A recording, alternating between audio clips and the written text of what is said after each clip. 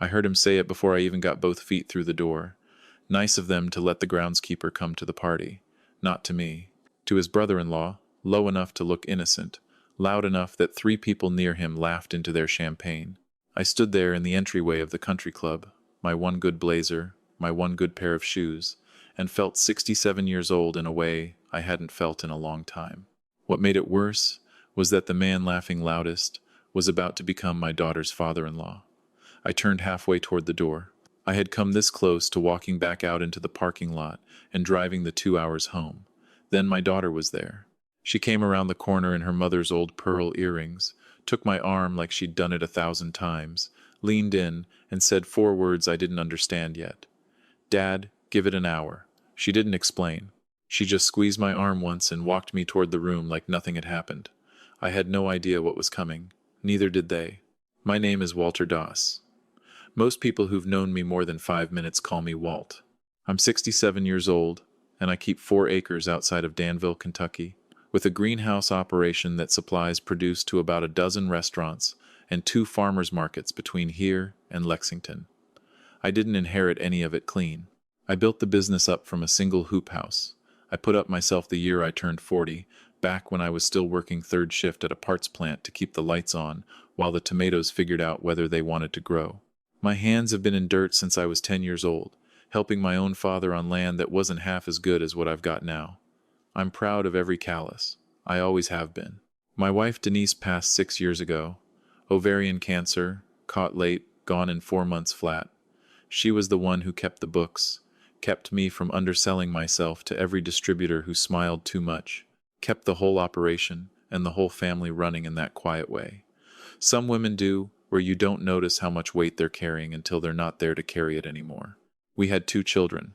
My son Marcus is 34, an ER nurse in Louisville, married, 2 kids of his own, doing just fine. And then there's my daughter Callie, 29, sharp as anything, got her degree in structural engineering from the University of Kentucky, and has spent the last 6 years building a career at a firm that does bridge and infrastructure work across 3 states.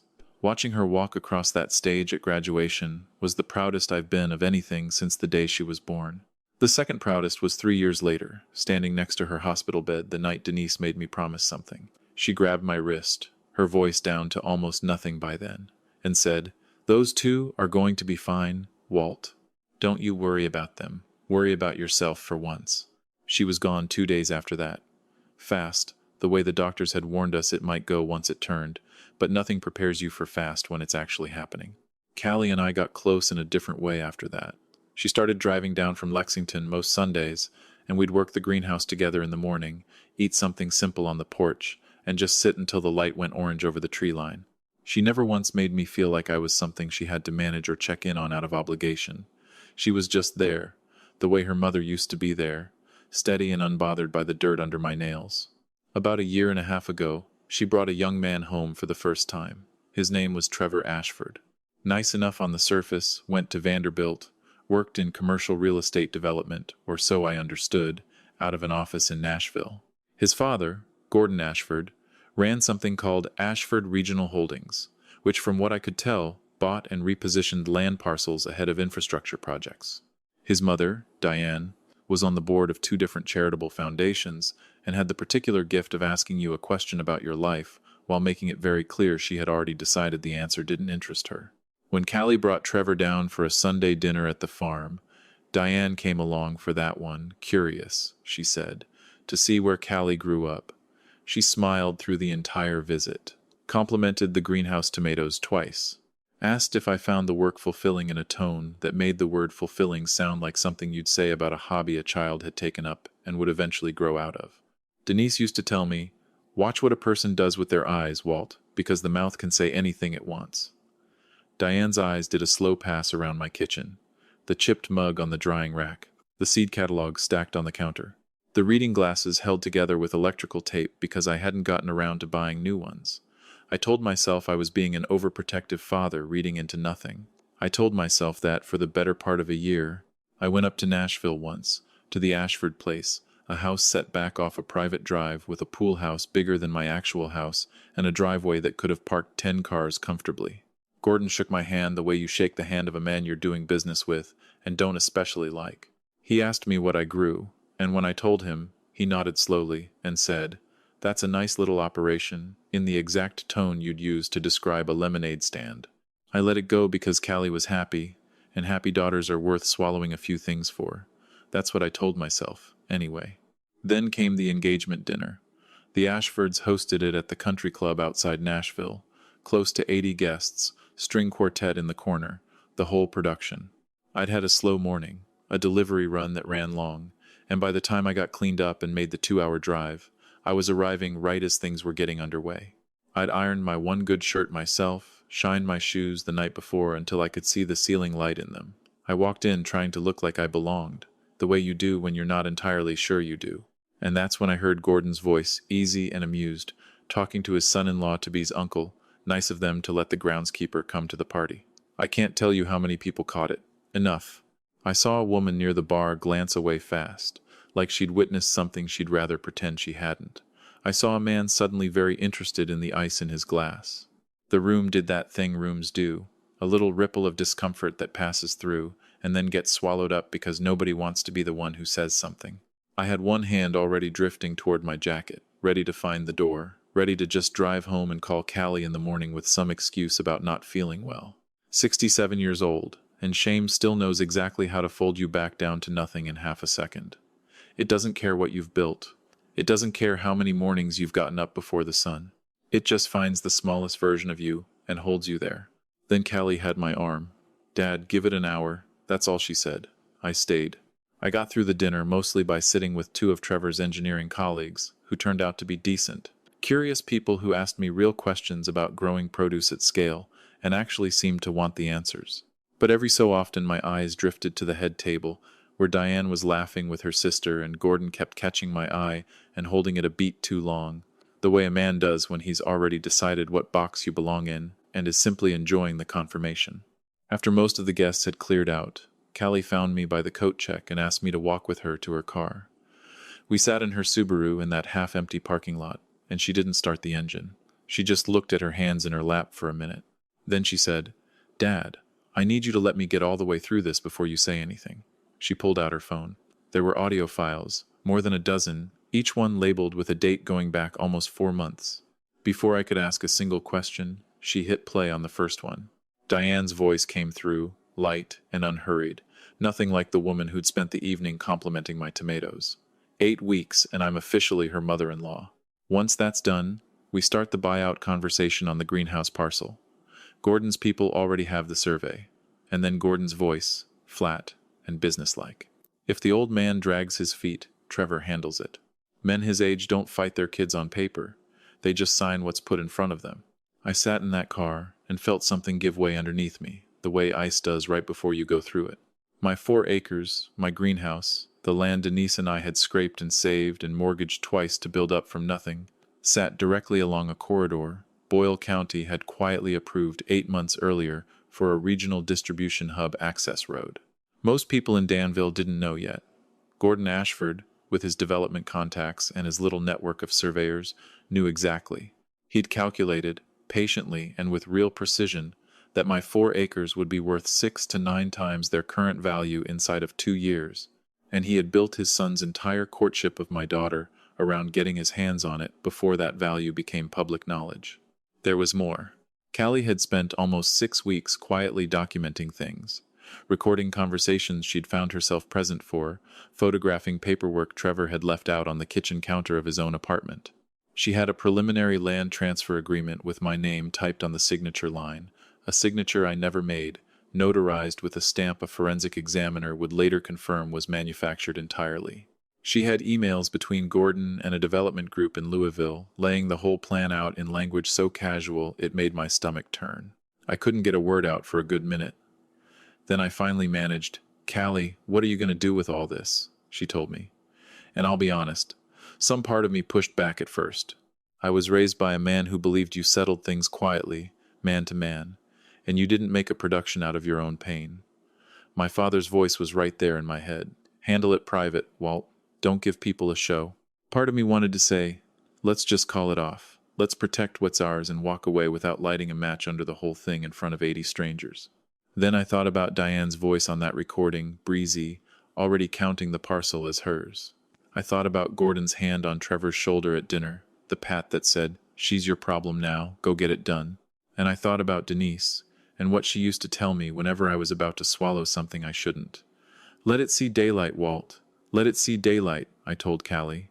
"I'm with you whatever you decide." The next afternoon I met her at her apartment, where she introduced me to a friend of hers from the firm, a woman named Priya, who did technical presentations for a living and had already agreed to help set up a projection system. They told the venue coordinator at the reception hall it was a slideshow of engagement photos, tipped generously to make sure nobody asked questions about the late setup request. Priya walked me through exactly how the footage would run, subtitled where the audio got muffled, sequenced so there'd be no confusion about what anyone was hearing. I went back to my motel room that night, put on the same suit I'd worn to Marcus's wedding, and stood in front of the mirror longer than I needed to. I thought about Denise. I thought about my father, and his father, and every early morning that had gone into that dirt. Something in my chest went quiet and still, not anger exactly. Just clarity, the kind that doesn't need to raise its voice. The wedding was set for 2 o'clock on a Saturday, at a restored barn venue outside Nashville that Diane had clearly chosen for the photographs it would produce. I got there early and watched the room fill in. The Ashford side arrived first, Gordon walking in like he already owned the building, Diane in a dress that had probably cost more than my truck. Their friends filed in behind them with that particular ease of people who've never once wondered if they belong somewhere. Trevor stood up front in a gray suit, looking, to everyone else in that barn, like an ordinary nervous groom. I knew my daughter well enough to read her from 50 feet away, and I could see it in the set of her shoulders. She was ready. The music started. Callie came down the aisle on my arm, and for one long stretch of maybe 30 seconds, I let myself forget everything and just feel proud, because whatever was about to happen, my daughter looked exactly like her mother had at 29, and that alone nearly undid me. I handed her off to Trevor. Gordon caught my eye across the room with a look I can only call satisfied, a man who believed the transaction was as good as closed. I went and sat down. Diane glanced my way once, and I held her stare until she was the one who looked off first. The officiant welcomed everyone.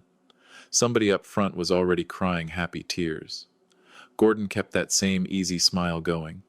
Then the officiant turned to my daughter. "Callie Doss, do you take Trevor Ashford to be your lawfully wedded husband?" And Callie raised her hand.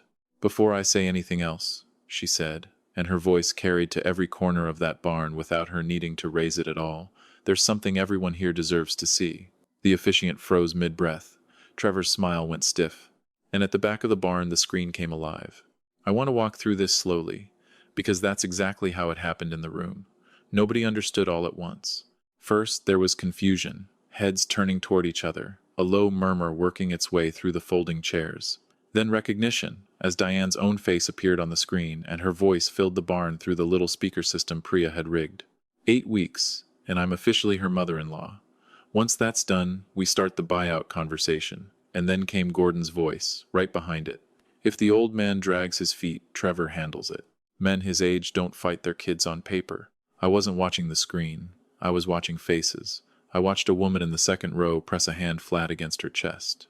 I watched one of Trevor's groomsmen stand halfway up out of his seat and then sit back down like his legs had forgotten what they were doing. I watched Diane's face lose color the way old paper does when you leave it in the sun too long. Gordon was on his feet immediately. "Turn that off. That's doctored. That's an obvious fabrication." But the footage kept rolling. The next clip was Gordon alone in what looked like a home office, leaning over a desk, voice low and practical. "That access road corridor gets finalized in Q3. Land triples the second it's public. We need the transfer done quiet, before any of that hits county records." A sound moved through the crowd that wasn't quite a gasp, something with more weight to it.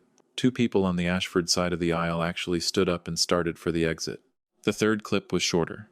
Diane and another woman, maybe a sister or a close friend, in what sounded like a powder room, touching up makeup. "I don't know how much longer I can be charming to that man," Diane's voice said, half laughing. "He walked in tonight looking like he mows lawns for a living." Then a second voice, laughing along with her. "Once the wedding's done, we can stop pretending we ever have to see him again." The barn came apart at that point. I stayed exactly where I was sitting. I'd promised Callie I would hold still through whatever came, and I did, though I won't pretend it cost me nothing. Trevor was crying by then, or close to it, saying something about how it wasn't what it looked like. Callie turned to face the room, and her voice when she spoke again was so level it was almost eerie. Everything on that recording has already been authenticated by a certified forensic audio examiner. The land transfer document with my father's forged signature has been confirmed as fraudulent by two separate handwriting analysts. This has been in motion since before Trevor and I were even engaged. Gordon started moving toward the back of the barn, toward Priya at the small projection table. Priya simply stepped back, locked the laptop case, and let security, already alerted ahead of time, handle the rest. The slides kept going up on the screen behind her. Transfer documents, correspondence with the Louisville Development Group, timeline stamps that made it painfully clear the courtship had been engineered from the start. That's when a man near the third row stood up. Older, maybe 60, dressed well, but without any showiness about it. "I'm Deputy Commonwealth's Attorney Frank Ostrander," he said, plain and even. "I was invited today as a family friend of the Ashfords." He looked directly at Gordon. "Mr. Ashford, what's been presented here constitutes evidence of conspiracy to commit fraud and document forgery, among other things. I'd strongly advise you not to leave this property." Gordon blustered something about lawyers. Diane had gone completely silent, one hand pressed over her mouth. Trevor made a move toward the door, and two of Callie's college friends simply stepped into his path, not aggressively, just there, immovable, until he stopped trying. He sank down onto one of the folding chairs instead, still in his gray suit, and put his face in his hands.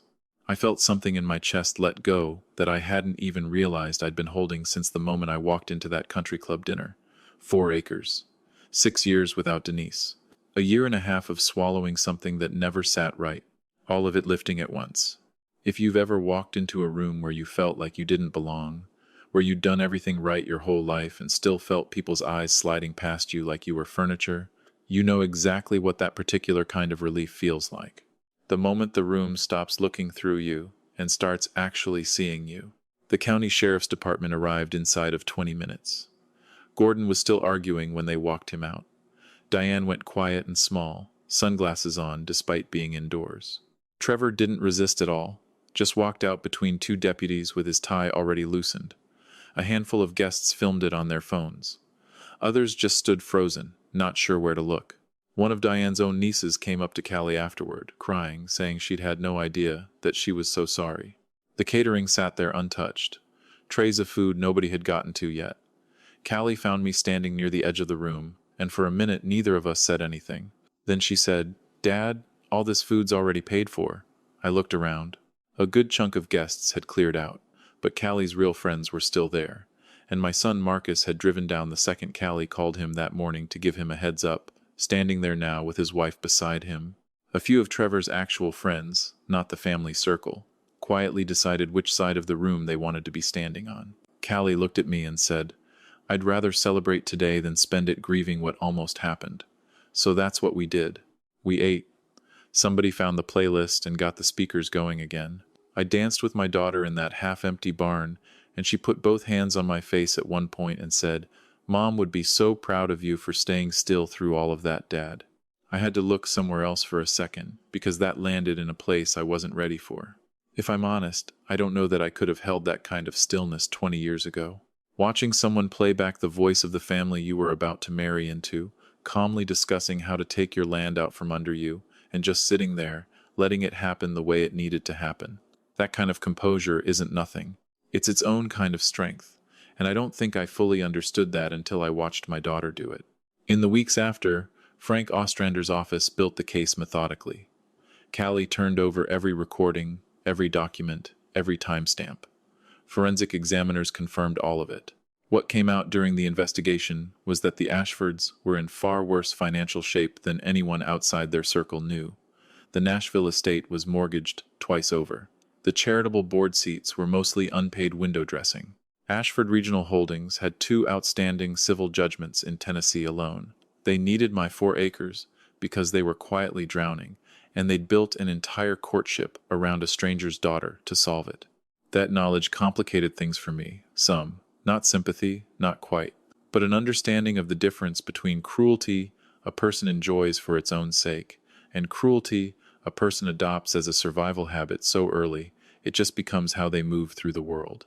A woman named Renata Suarez reached out to Callie about 3 weeks after the canceled wedding. She'd been engaged to a cousin of Trevor's 5 years back, and the pattern had been nearly identical. Questions about her family's small orchard property, pressure to add Gordon's people to some kind of financial account, then a quiet unraveling once she started asking questions. She testified. 2 more people eventually came forward with similar stories once word got around. A settlement offer landed on the table before any of it went to trial. $250,000, and a private notarized apology in exchange for Callie and me dropping everything. We sat with that offer for the better part of an evening. Then I told her no, and she agreed before I even finished the sentence. Not because we didn't need the money, because we could have used every dollar of it. I said no because Renata Suarez deserved to say her piece in an actual courtroom with people listening.